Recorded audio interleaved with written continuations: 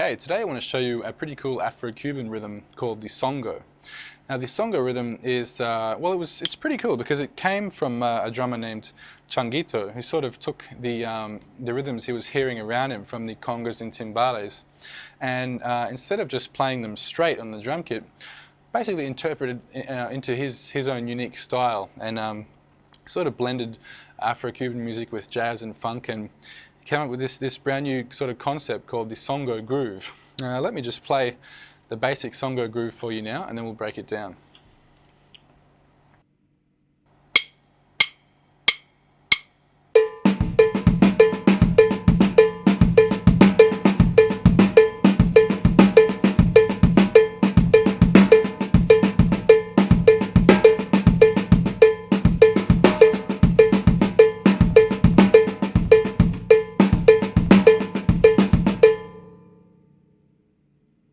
Okay, so it's a three-part groove. We've got cowbell in the right hand, snare drum in the left hand, and bass drum in the right foot, of course, if you're playing a right-handed setup.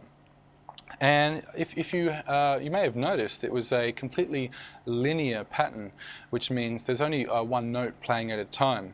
Now this is pretty uncommon for Afro-Cuban drum kit grooves, and for drum kit grooves in general, because normally even in rock beats and jazz beats and things like that, we've normally got two limbs playing at the same time, at least sometime during the bar, during a sort of a standard beat.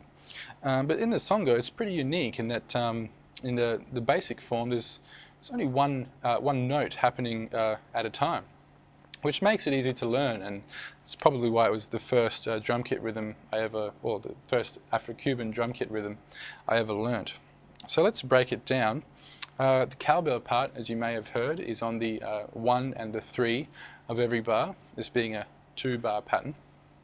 The bass drum was the standard full bass drum tumbao. So if you don't know what the bass drum tumbao is, you can see my lesson on the bass drum tumbao. Basically, we're just playing on the 2 and on the 4 of every bar. So 1 and 2 and 3 and 4 and 1 and 2 and 3 and 4 and. Okay, so it's a pretty simple bass drum part. Again, you'll want some practice in the bass drum tumbao before we put it together in the Songo.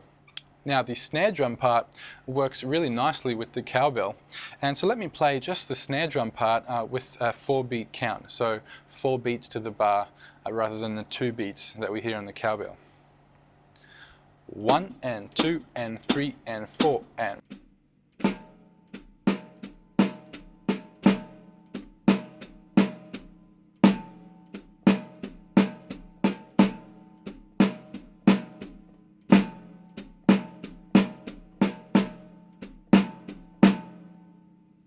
Okay, now the snare drum part has some optional accents that you can add to the groove, so let me play those now, again just with the 4-beat count and adding those accents on the snare drum. 1 and 2 and 3 and 4 and.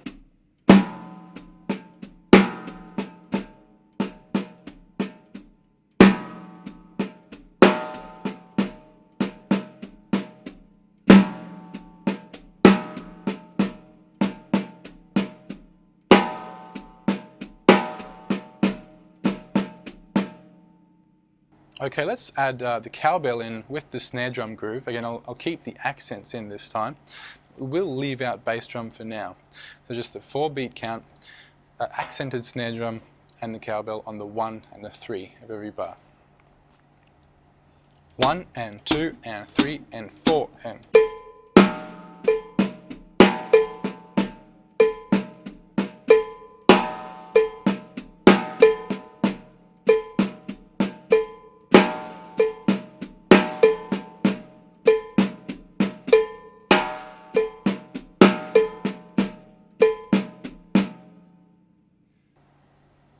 Okay, now let's add in the bass drum part, and what I'll do is I'll take the accents away from the snare drum part and just play that note, that part unaccented, just so we can coordinate the rhythms that are happening here.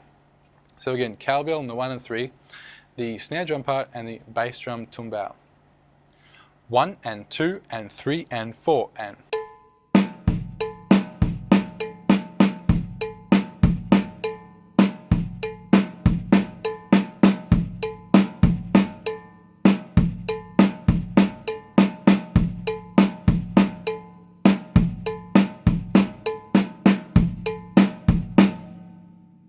And again, with the snare drum accents,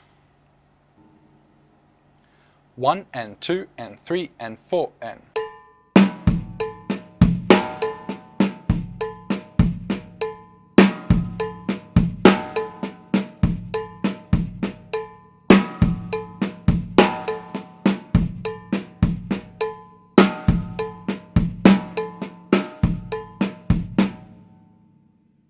Okay, now you do have the option of taking some of those snare drum notes and moving the accents around. So there are maybe more accents or less accents in the bar. And that's something that you'll have to judge when you apply the Songo in an ensemble situation. Another option is to play a simpler bass drum tumbao part. So you might want to play what we call a light bass drum tumbao, which is to take away the second note in every bar. So again, the bass drum tumbao is falling on the 1 and 2 and the 3 and 4. So we're taking away the note that falls on the 4. So it should sound something like this, playing the light bass drum tumbao. 1 and 2 and 3 and 4 and.